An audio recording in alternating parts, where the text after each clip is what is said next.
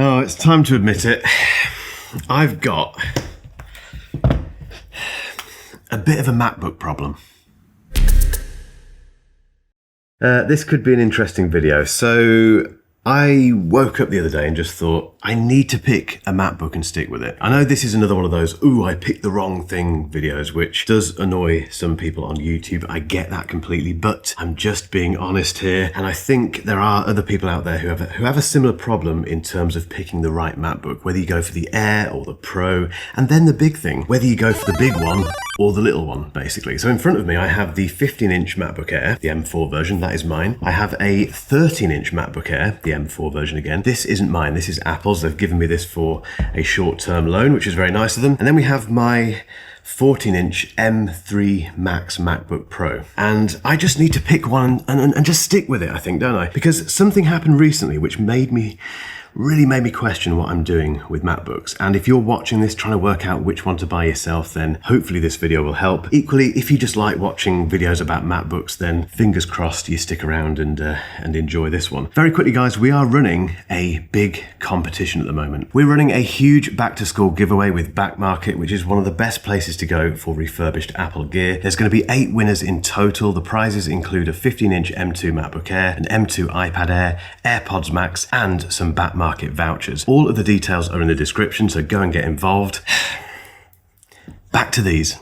I recently went to Brooklyn with a bunch of other YouTubers and press people. It was for Samsung Unpacked, if you're wondering. Z Fold 7 review is on the channel, by the way. And these press trips are wonderful because we get to spend time together as YouTubers and content creators. And it's just, yeah, it's a lovely bunch of people that I've met over the years doing that. What's always fascinating is what laptops those guys take with them, though. That's the one thing that I'm always looking at, thinking, why is he using that? Why am I not using that? And this really happened on this trip. So I took with me my trusty M3 Max MacBook Pro, which cost me a lot of money a couple of years ago. And I used it for email, Slack, writing.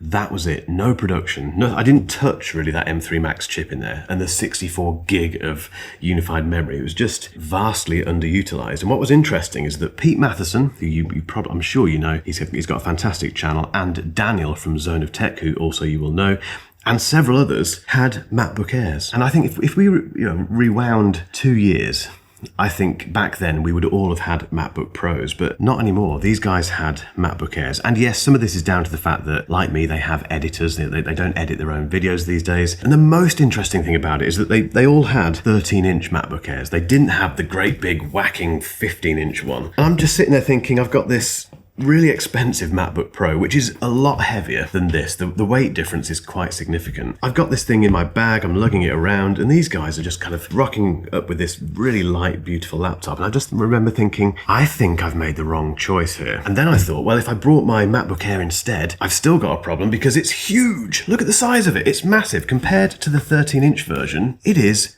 very big, as you would expect. And that got me thinking, okay, I should have asked myself a few questions before I settled for the big MacBook Air and the little MacBook Pro. Is this making sense? I hope so. Anyway, these are the questions which I wish I'd asked myself a little while ago. Just a quick word from today's sponsor, which is Kinsta. If there's one thing that I wish I knew when I started my website on WordPress several years ago, it's how important hosting is, and that's why we're looking at Kinsta. If you've ever had a website slow to a crawl, go down right when you need it the most, or just not play ball with the intricacies of WordPress, then you'll know how much of a headache it is. Kinsta is a managed WordPress hosting platform that prioritizes speed and security. It's built on Google Cloud's premium tier with a global CDN, which is a content delivery network, and edge caching, which basically means your website loads fast, even during traffic spikes. I love that security is baked directly into Kinsta. You get automatic daily backups, malware scans, and even free fixes if something goes wrong. So basically, you're not stuck scrambling on your own if you need to find out what's gone wrong. And the My Kinsta dashboard is genuinely helpful. It's clean, it's easy to use, and it gives you controls without you needing to be super technical. For instance, like testing changes in a staging site with one click. If your website supports your business, your creative work, or even just a hobby, and you want fewer headaches, Kinsta is definitely worth checking out. They offer free migrations and a risk-free trial, so you can do it without any pressure. To find out more, just click that link below.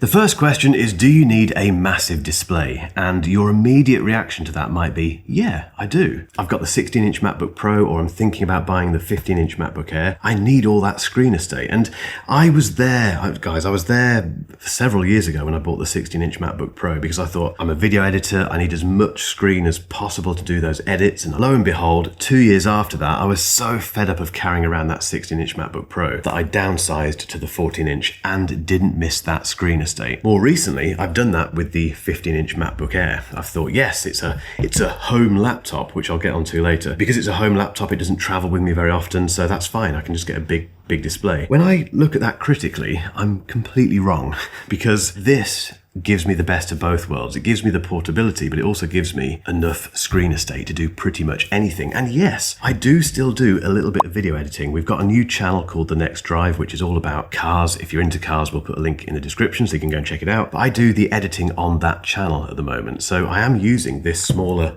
14-inch display to do those videos, and it's absolutely fine. I guess if you're a developer, you might need a bit more space. Equally, if you work in audio, having a great big 16 or 15-inch display might be beneficial, but I would really ask yourself if you need the big one. I think most people I've spoken to who have bought the big MacBook Air or big MacBook Pro have regretted it, because the one massive trade-off is portability. The next question is, how often do you take your MacBook out of the house? And my answer to that has always been, well, I take my MacBook Pro everywhere, but I use my great big 15-inch MacBook Air at home. That's ridiculous, and that again is because I'm a tech YouTuber, and that isn't normal behavior. I think if you buy a laptop thinking it's just going to be a home laptop, which means I can get the bigger one, etc., I reckon within weeks you're going to be taking that laptop out all the time. It's going to come with you everywhere. It will, because MacBooks are so good. The battery life is ridiculously good. And equally, if you're thinking about that laptop as being a home laptop, why not just get a Mac Mini? Get yourself an M4 Mac Mini, some form of display, and you've got a beautiful setup at home. You don't need a laptop. If you're thinking about buying a laptop, it's going to come out with you. And if I look at my use case for my MacBooks, it is taking them out everywhere. It's going on trains, planes, automobiles, coffee shops, restaurants, taking them to the gym. It's, bringing them here and working on them. That's what I do with my MacBooks, because they are portable. And because of that, again, this one makes so much sense. There's a narrative building here, isn't there? I can feel a conclusion coming. Not yet, though.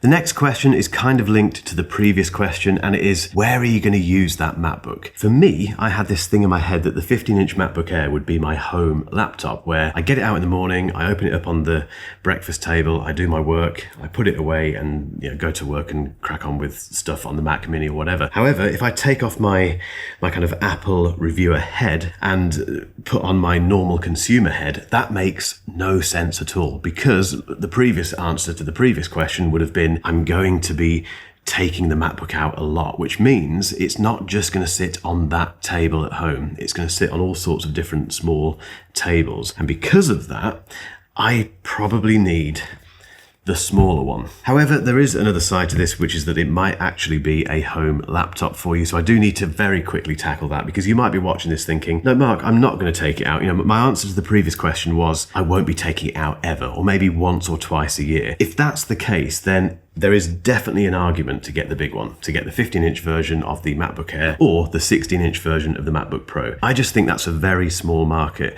Because of that, I'd love to know in the comments if that's you. I'd love to get a feel for how big that user base is, but I do personally think it's a much smaller part of the market, which again means that the 13-inch MacBook Air feels perfect for most people, doesn't it? But there is one other thing to think about.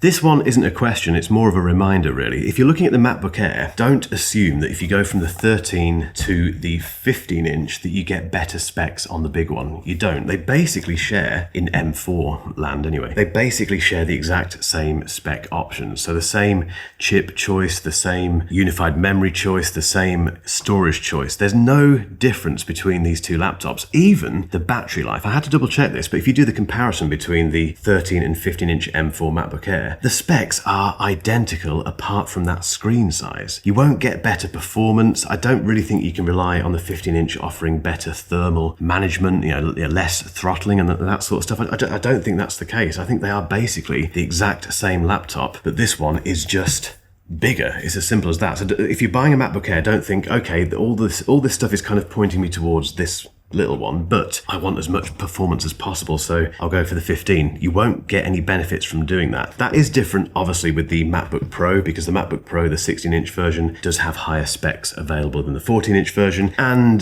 arguably you can probably get better performance out of it because of the chassis and all that sort of stuff. But MacBook Air, they're basically the same laptop. And this brings me to a frighteningly obvious conclusion about the MacBook.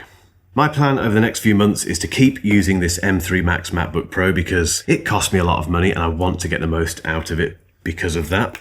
However, gradually I am going to move away from these two laptops and transition completely to a 13-inch MacBook Air. And that leads me to my conclusion, which is that the 13-inch M4 MacBook Air is the best laptop Apple has ever made. I think it's the best laptop on the planet. Argue with me in the comments if you don't agree. For most people looking at a new MacBook, I think all roads lead to this one. I think you need a very specific use case to have the 15-inch version, and I think you need a very, very specific use case to go for a MacBook Pro these days. It's a wonderful time to be buying a MacBook because the choice is it's a little bit overwhelming. But I think for most people, the conclusion will be I can spend less money and still get a barnstorming laptop. I'd love to know what you think about this in the comments, guys. It's a topic that I'm always thinking about, and I know you're very passionate about it, particularly if you've got this far in the video. Thank you if you have. Equally, if you've been watching this channel for a while but you haven't hit subscribe yet, make sure you do. And remember that giveaway. It's live now. There's loads of cool prizes.